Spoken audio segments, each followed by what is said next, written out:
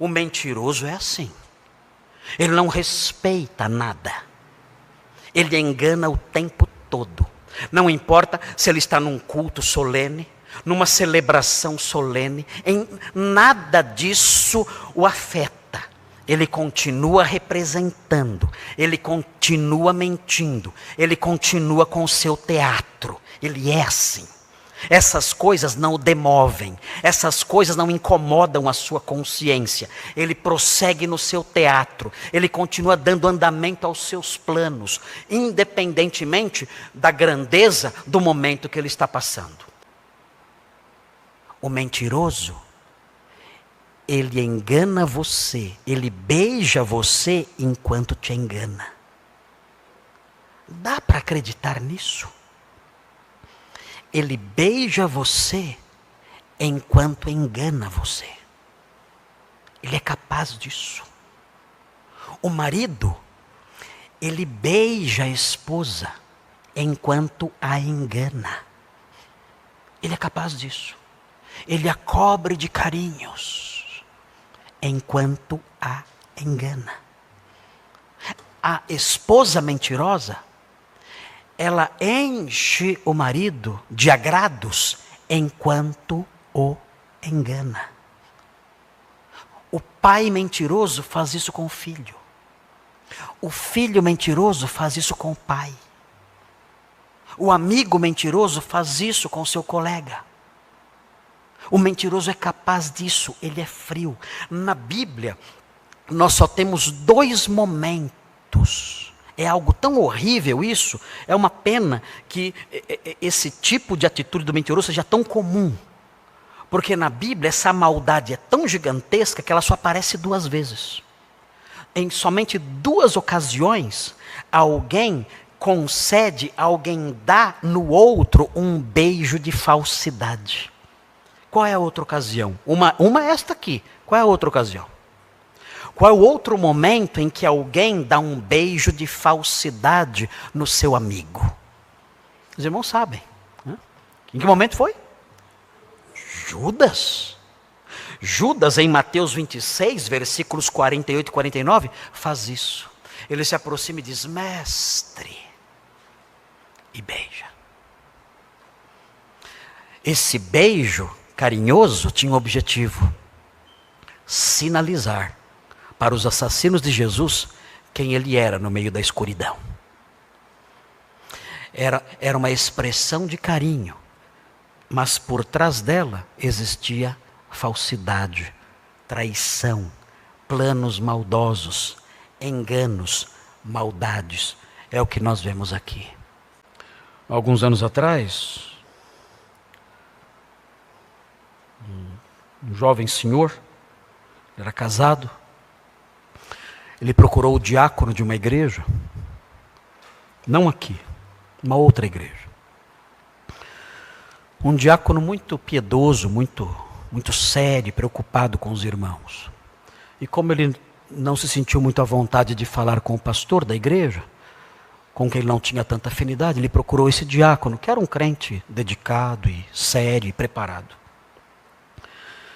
E ele procurou esse diácono e disse, olha, eu estou muito triste, muito preocupado. E aquele diácono disse, por quê? O que está acontecendo com você? O que eu posso fazer para ajudar você? Disse, olha, a minha esposa, ela está cismada comigo. Ela cismou que eu tenho uma amante. Eu não sei mais o que fazer. E ela está compartilhando essas suspeitas com pessoas da igreja. E eu estou arrasado. Já falei com ela.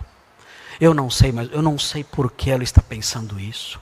E há irmãos da igreja já me olhando de uma forma diferente. E eu não sei o que fazer em face disso. Eu quero falar com você, porque eu preciso dos seus conselhos. Eu sei que você é um diácono, eu sei que você é um homem consagrado. Eu quero compartilhar isso com você. Eu preciso do seu conselho e das suas orações. Eu estou sofrendo com isso. Estou sofrendo com isso. Não é justo eu passar por isso. E aquele diácono ouviu aquilo tudo. Era um diácono muito sensível. E aquele diácono ali com aquele irmão sentiu a dor dele. chorou com ele, orou com ele em nome de Jesus. No final, os dois juntos ali se abraçaram. Amém. Juntos, orando juntos.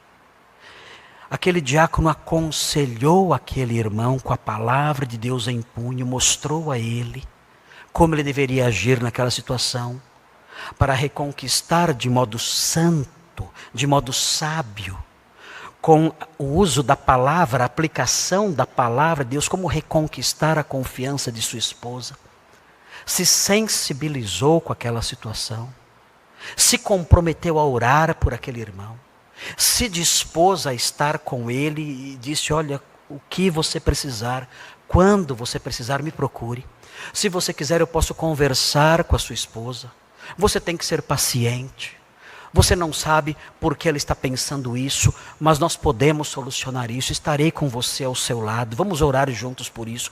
Vamos nos encontrar outras vezes para orarmos por esse problema. Se Deus quiser, tudo isso vai se dissipar e nós teremos vitória sobre isso. E aquele homem ouviu esses conselhos todos.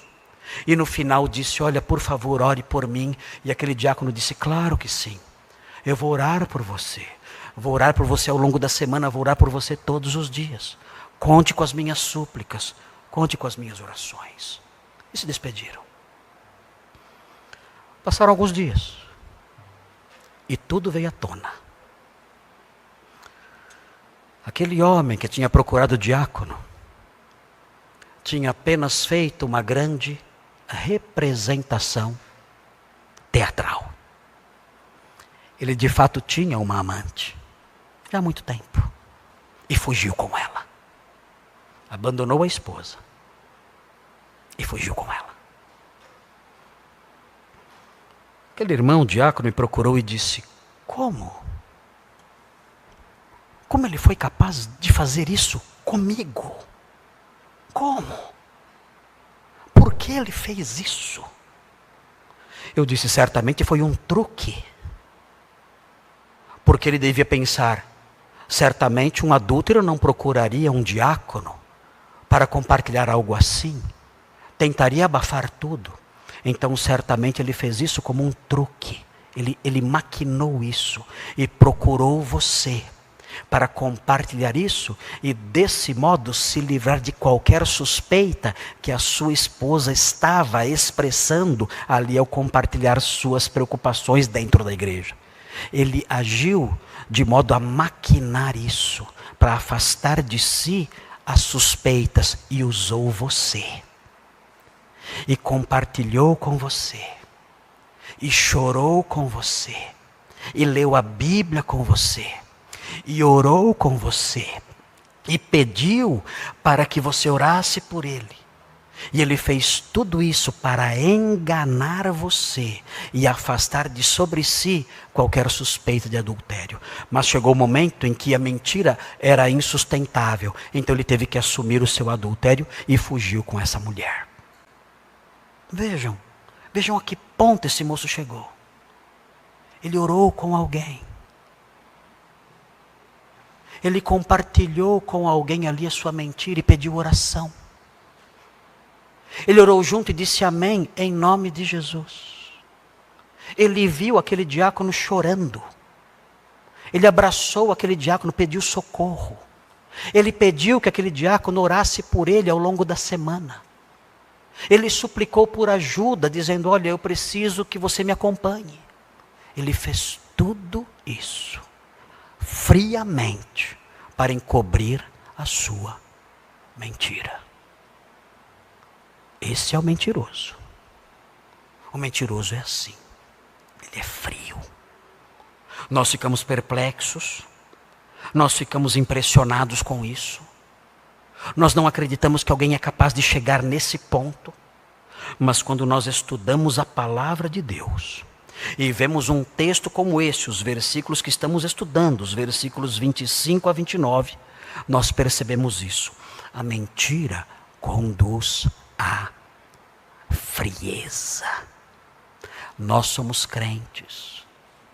Nós somos instruídos pela palavra. Nós não podemos ser tolos e ingênuos.